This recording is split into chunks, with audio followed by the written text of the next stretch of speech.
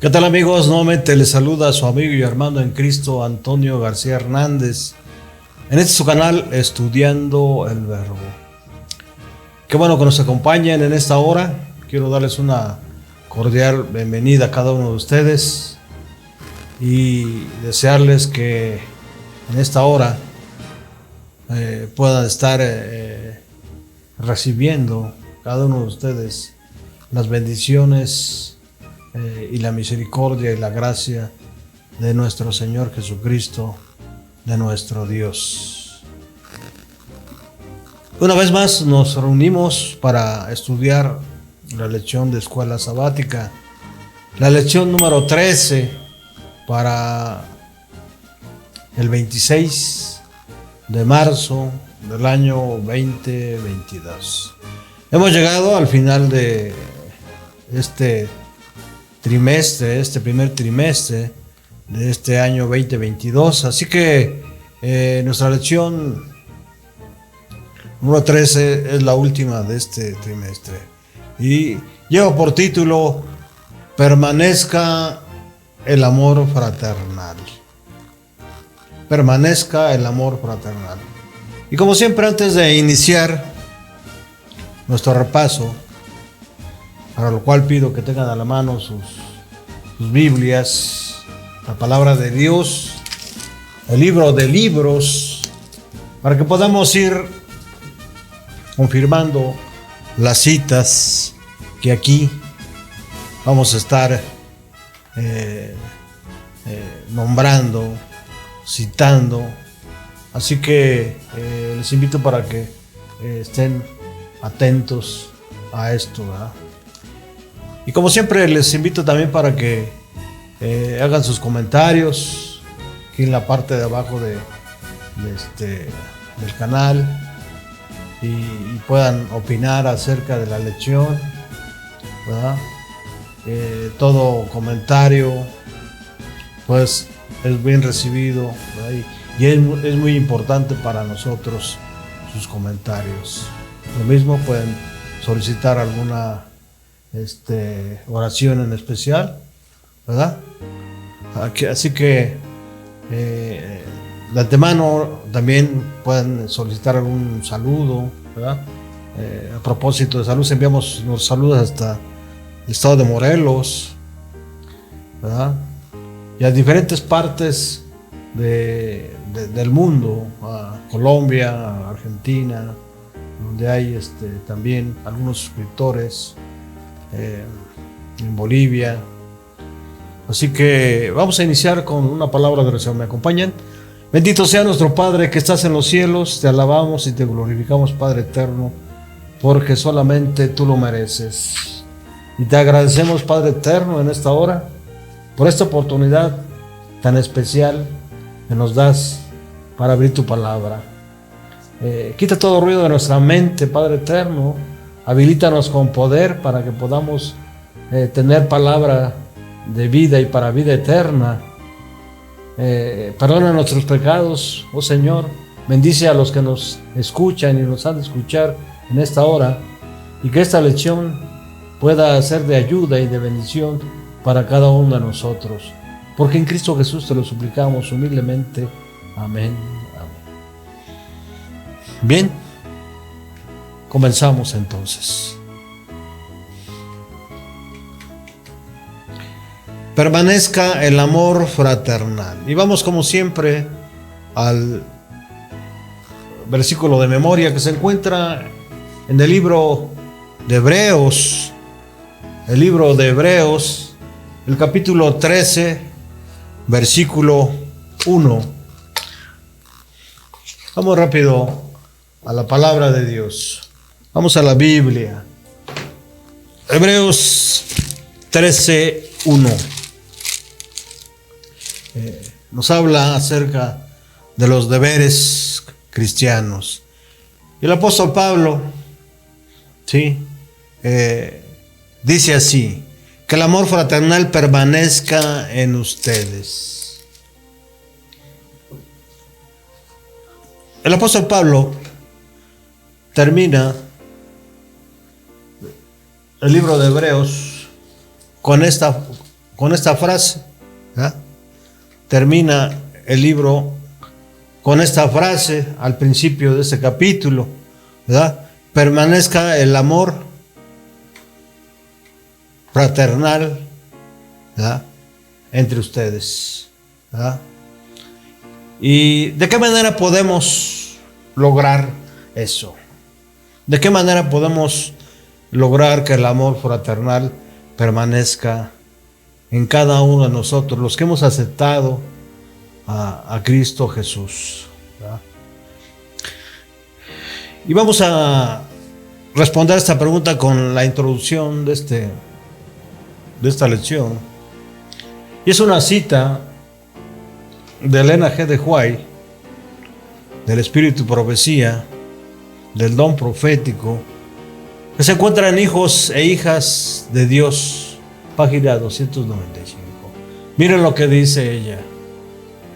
¿Cómo podemos lograr la unión fraternal entre nosotros? Miren lo que dice ella.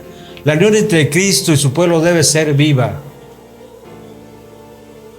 Ya de entrada, lo que dice Elena G. de White nos indica claramente cómo debe ser nuestra relación, no solamente entre nosotros como hermanos, sino también con aquellos que no conocen a Cristo. Dice, la unión entre Cristo y su pueblo debe ser viva. ¿Cómo debe ser nuestra unión con Cristo? Viva. ¿Con qué propósito? Con el propósito de que la gente vea en nosotros a Cristo. Y sigue diciendo ella, verdadera e inagotable, asemejándose a la unión que existe entre el Padre y su Hijo. Esto me recuerda lo que dice Jesús ahí en el capítulo 17 del Evangelio de Juan, ¿verdad? ¿Verdad? Cuando habla acerca de la unidad que hay entre el Padre y Él.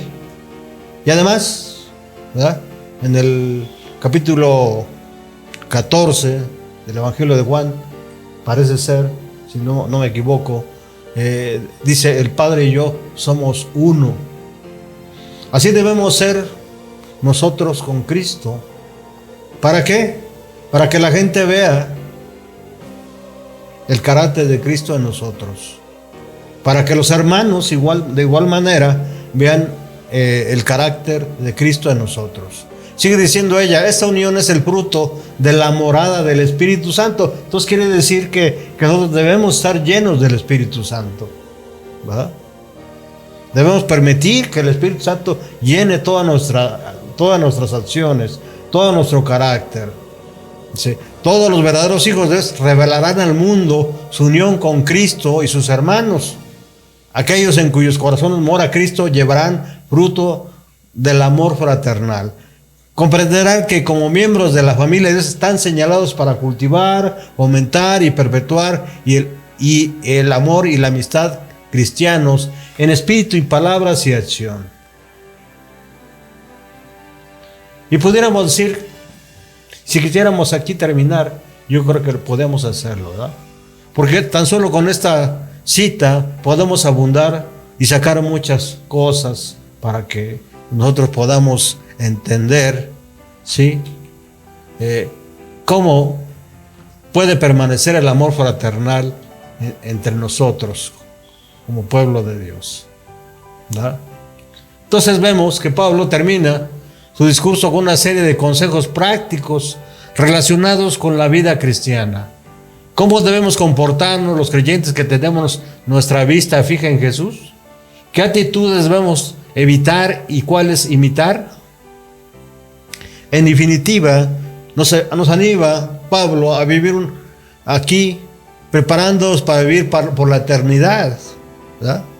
Porque no tenemos aquí ciudad permanente, sino que buscamos la porvenir, dice ahí el versículo 14 del libro de Hebreos. Vamos a leerla rápidamente, estimados amigos y hermanos en Cristo. Vamos al versículo 14 del capítulo 13, versículo 14 del libro de Hebreos. Dice, pues no tenemos aquí una ciudad permanente, sino que vamos en pos de la ciudad que está por venir. El capítulo pasado hablábamos de un lugar muy especial, el monte de Sión, donde Dios mora, donde millares y millares de ángeles están delante de la presencia del Todopoderoso, ¿verdad? Por eso el apóstol puede decir, porque no tenemos aquí ciudad permanente, sino que buscamos la porvenir. Entonces para eso tenemos que prepararnos. Y en esa lección vamos a ver algunos puntos que nos van a ayudar. Vamos a ver el amor fraternal, la inmoralidad y avaricia, los líderes, las herejías y por último el camino a seguir, ¿verdad? Vamos a estar dentro del capítulo 13, así que les invito para que estén atentos ahí en Hebreos capítulo 13, ¿verdad? Vamos a iniciar con el primer punto.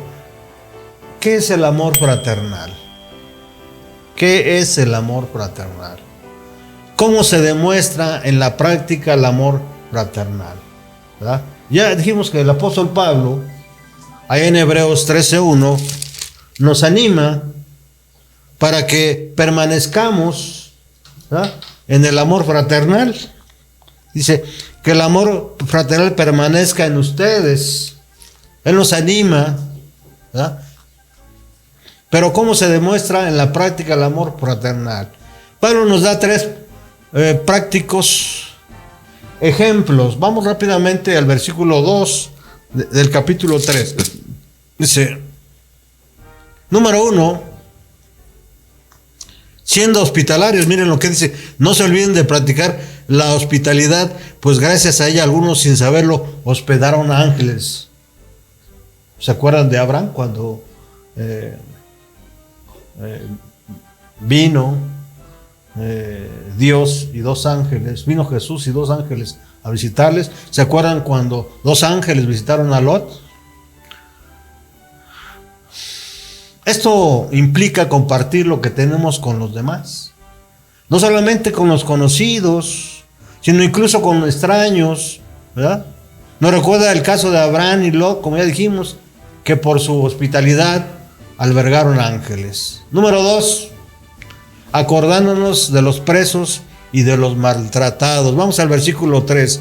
Acuérdense de los presos como si ustedes mismos estuvieran presos con ellos, y también de los que son maltratados como si ustedes mismos fueran los que sufren. Interesante, ¿no? 3 ejemplos de amor fraternal, ¿verdad? Y no está hablando solamente de hermanos en la fe, sino está hablando de gente que no conoce la justicia, gente que no conoce lo que es tener lo necesario, gente que necesita de amor, ¿verdad? Tenemos que identificarnos con ellos y debemos ofrecerles nuestras oraciones y nuestro apoyo físico y emocional, ¿verdad? Y también, ¿por qué no?, el apoyo económico. Versículo 16 dice, y no se olviden de hacer el bien ni la ayuda mutua, porque estos son los sacrificios que agradan a Dios, ¿verdad? Tenemos que agradar a Dios con todo esto. Finalmente ese es el propósito, haciendo el bien y ayudándonos mutuamente. Y es ahí donde nos olvidamos muchas veces nosotros, ¿verdad? Muchas veces cerramos los ojos. ¿Cuántos hermanos y hermanas, ¿verdad?, cuando entran a la iglesia, ¿verdad?, y quieren guardar el sábado, y por hacerlo pierden su trabajo? Muchos de los que están bien ubicados, trabajan en el gobierno. No estoy haciendo política, sino estoy tratando de ver la realidad, porque hay una necesidad dentro de la iglesia, ¿verdad? Y esa necesidad se llama amor fraternal. El amor implica comportarse con los demás como quisiéramos que se comportaran con nosotros, ¿verdad? Pero en el caso, muchas veces, cuando un hermano entra a la iglesia y necesita del apoyo de fraternal de algún hermano o de algunos hermanos, muchos se hacen como que no ven, ¿verdad? Los hermanos que entran quisieran guardar el sábado y por la misma necesidad pierden su trabajo, y muchos de nosotros, ¿verdad?, llegamos a cerrar los ojos y no les apoyamos, aunque podamos, no lo hacemos. Y muchas veces preferimos, ¿verdad?, ayudar solamente a lo de nuestra casa, ¿verdad?, a nuestros hijos, en vez de igual pensar en algunos hermanos, porque se tienen las posibilidades de poder ayudarlos. Vamos al segundo punto, estimados hermanos: la inmoralidad y la avaricia. ¿Ya? En Hebreos 13, versículos 4 y 5, miren lo que dice: todos ustedes deben honrar su matrimonio. ¿Verdad? Qué interesante esta parte, ¿no? Todos ustedes deben honrar su matrimonio y ser felices a sus cónyuges, pero a los libertinos y a los adúlteros los juzgará Dios. En otras versiones dice: honroso sea entonces el matrimonio y el lecho sin mancilla, sean nuestras costumbres sin avaricia, contentos con lo que tenéis ahora. ¿Verdad? El amor fraternal se ve amenazado por dos graves problemas: la inmoralidad, en este caso el adulterio, ¿verdad?, si no hacemos caso a la palabra de Dios, ¿verdad?, y la avaricia, ¿sí?, que es idolatría, dice el apóstol Pablo ahí en Colosenses 3:5. Y este punto es especial, ¿verdad? Las relaciones sexuales fuera del matrimonio rompen la confianza mutua y destruyen las relaciones familiares. ¿Habrá adulterio dentro de la iglesia? No debería, ¿verdad? No debería, porque nosotros predicamos lo que es a la ley y el testimonio, ¿verdad? El que no haga conforme a esto es porque no le ha amanecido, ¿verdad? Si nosotros vamos a la Biblia, vamos a ver por lo menos dos citas muy conocidas, ¿no? En Éxodo 20, donde están los 10 mandamientos, ¿verdad?, por lo menos. Y también está una cita donde Jesús dice: todo aquel que mira y codicia con la vista a una mujer ya adulteró, ¿verdad? Entonces, esto debe de quedar bien claro, ¿verdad?, que en la iglesia no debe haber inmoralidad y avaricia, ¿verdad?, ni en la iglesia ni en el mundo, ¿verdad?, porque el mensaje no es solamente para la iglesia, el mensaje es a la iglesia para que lo practique en sus acciones, pero también para que dé testimonio a los que no saben de la palabra de Dios, o lo que Dios le agrada, o lo que Dios quiere.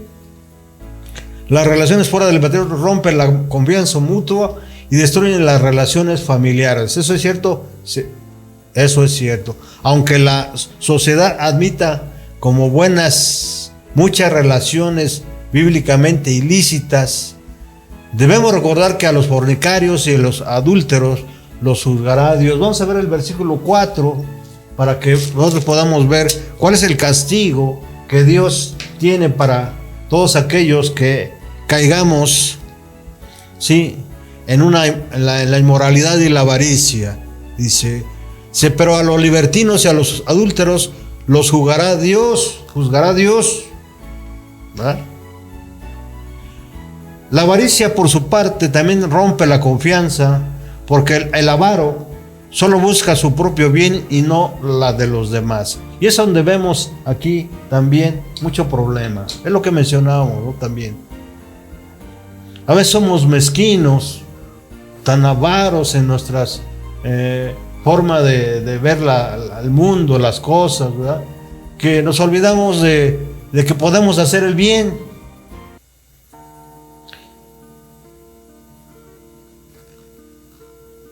De esta forma, la iglesia o hermano rompe la regla de oro. Vamos a ver lo que dice Mateo, capítulo 7, versículo 12. Mateo 7, capítulo 12. ¿Verdad? Jesús está ahí en el Sermón del Monte, en medio de la multitud, y muchos le escuchan, ¿verdad? Y muchos aprenden de él. Mateo capítulo 7, versículo 12.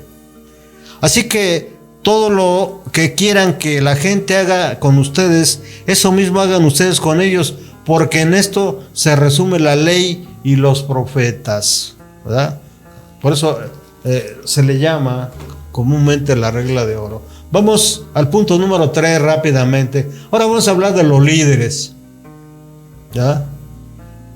¿Qué hay con los líderes? El capítulo 13, versículo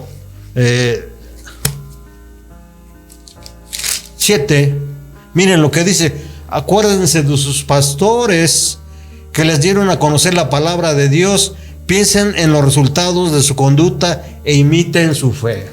¿Ya? E imiten su fe. Sin duda, como hombres, no somos infalibles, ¿verdad? Por eso los líderes deben ser guiados siempre por Dios. Deben seguir y tener el carácter de Cristo. Se nos invita, ¿verdad? Se nos invita en esta cita del apóstol Pablo, como parte de practicar la fraternidad mutua, ¿verdad?, a imitar la conducta de los dirigentes encargados de transmitir la palabra de Dios. Y no solamente a imitar, sino también a obedecer. Veamos qué dice el versículo 17 del capítulo 13 de Hebreos: obedezcan a sus pastores y respétenlos. Ellos cuidan de ustedes porque saben que tienen que rendir cuentas a Dios.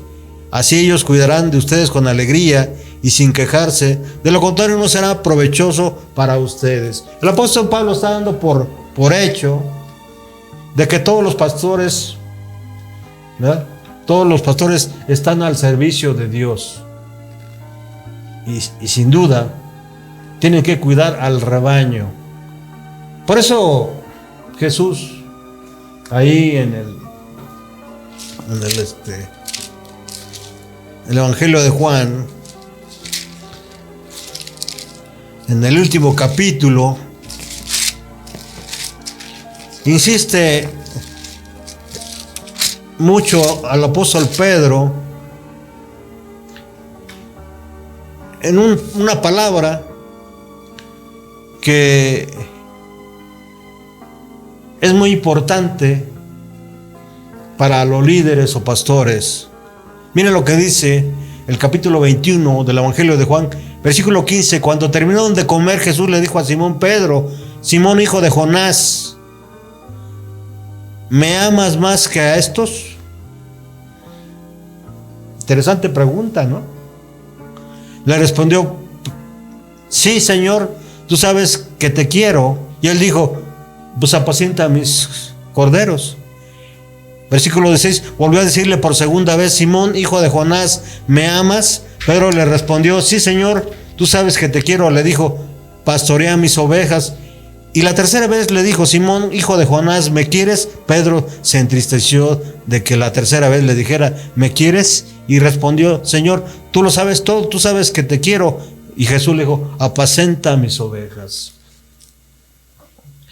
Debemos, sin duda, amar también a nuestros pastores, a nuestros líderes, pero también nuestros líderes deben amar a Cristo, deben de obedecer su voluntad, ¿verdad? Como sus pastores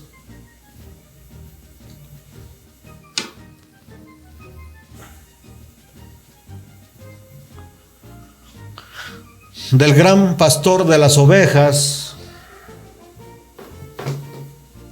Vamos a rápidamente al versículo 20.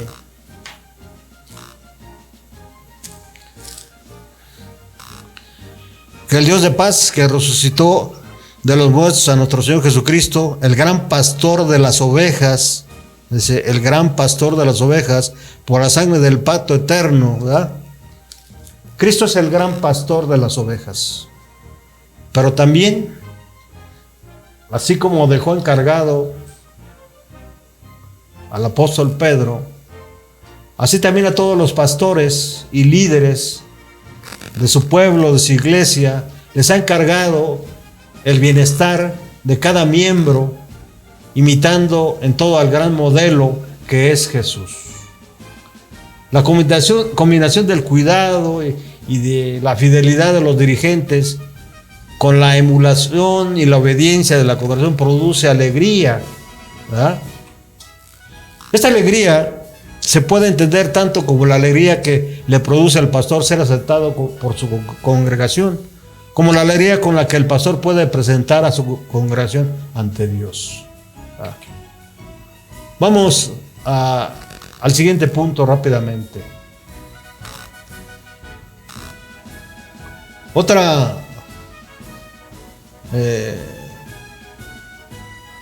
Un obstáculo que puede evitar que vivamos en fraternidad mutua son las herejías, ¿verdad? Estamos dentro de la iglesia y no hay unidad en cuanto a la verdad. Unos piensan una cosa acerca de Jesús, otras piensan otra cosa acerca de su naturaleza. Unos piensan que en el Antiguo Testamento ven un Dios y en el Nuevo Testamento ven a otro Dios, ¿verdad? Entonces, por eso es muy importante que para la fraternidad, para la mutua fraternidad, que no haya herejías dentro de la iglesia. Por eso el apóstol Pablo, ahí en Hebreos 13:9, miren lo que dice: no os dejéis llevar por doctrinas diversas y extrañas, porque buena cosa es afirmar el corazón con la gracia, no con viandas que nunca aprovecharán a los que se han ocupado de ellas, ¿verdad? No con viandas. Vamos a ir rápidamente al comentario bíblico adventista para que nos ayude un poco a discernir eso de las viandas. Eso de las viandas, ¿verdad? ¿Qué significa eso de las viandas? Hebreos 13:9.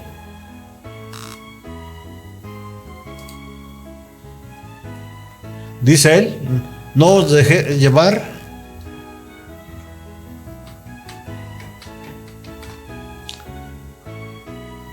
por doctrinas diversas y extrañas, porque buena cosa es afirmar el corazón con la gracia, no con viandas.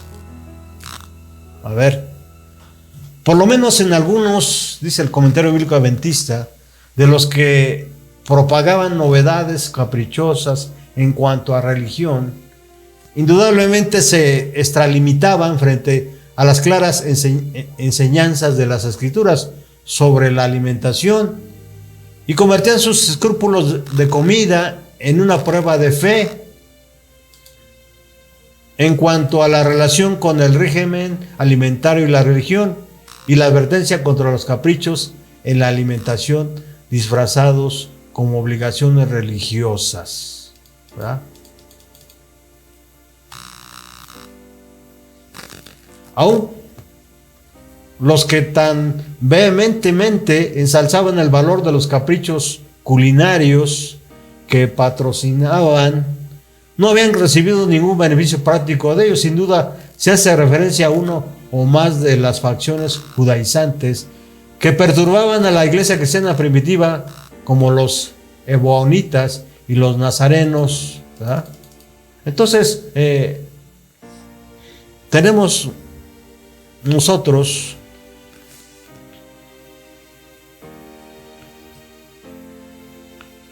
que entender esto. Y vamos a hacernos dos preguntas. Afirmar el corazón con la gracia, no con las viandas. ¿Qué tiene que ver las viandas con la gracia? ¿Qué significan estas dos preguntas? Como ya vimos, los hebreos eran dados a buscar el reino de Dios a través de rituales que implicaban el consumo de comidas y bebidas en momentos concretos o de una manera especial. Vámonos rápidamente a Marcos 7,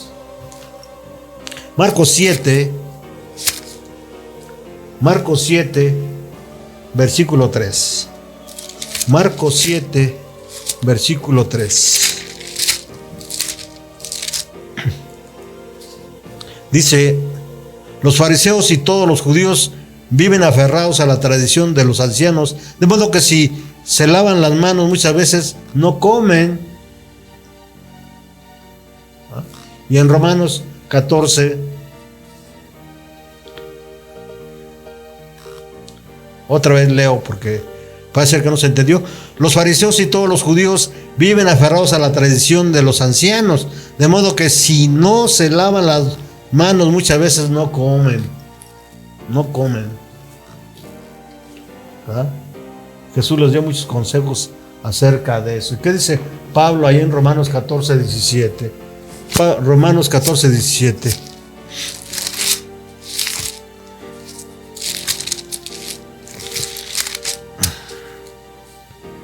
Dice: porque el reino de Dios no es cuestión de comida ni de bebida, sino de justicia, paz y gozo en el Espíritu Santo. ¿Verdad? Paz y gozo en el Espíritu Santo. Justicia, dice.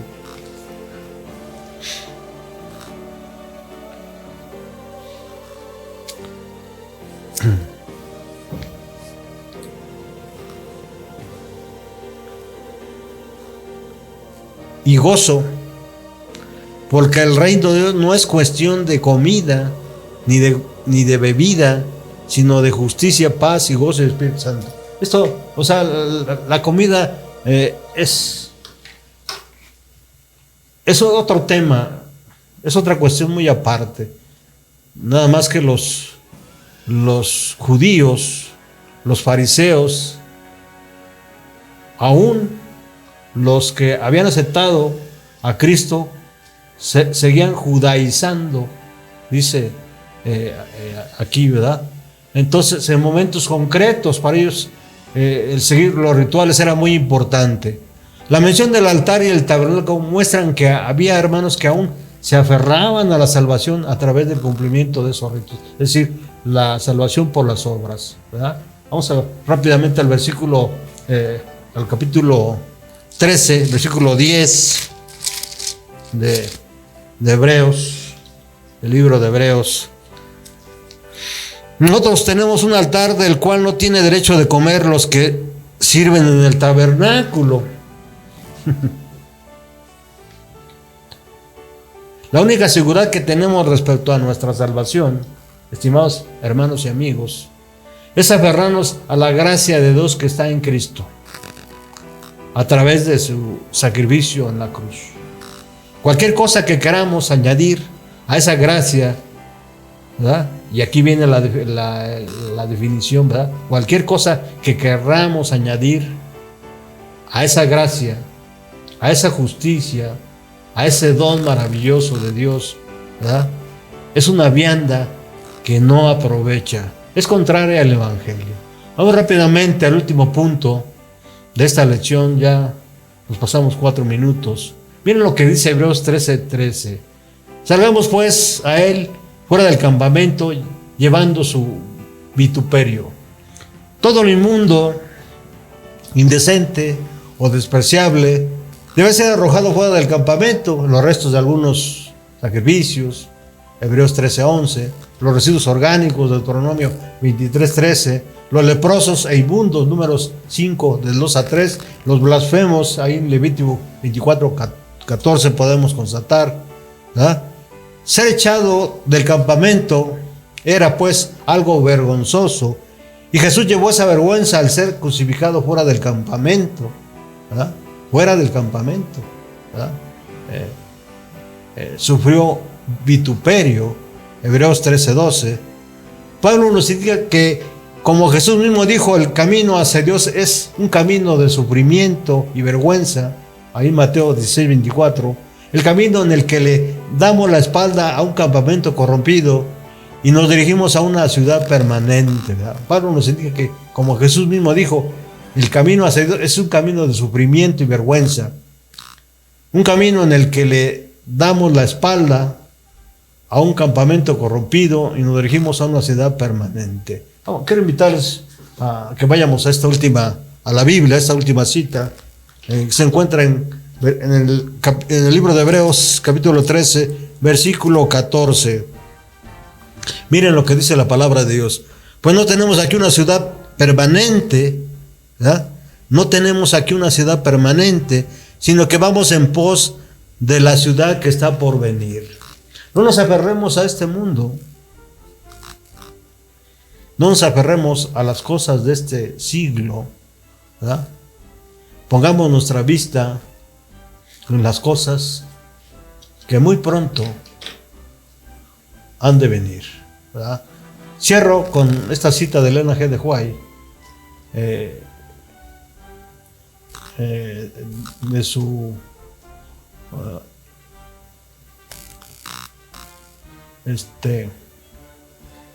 que se encuentra en Testimonios para la Iglesia, tomo 5, página 436.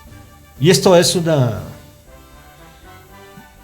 amonestación que hace el Señor a su iglesia, y no solamente a su iglesia, sino a todo el mundo, ¿verdad?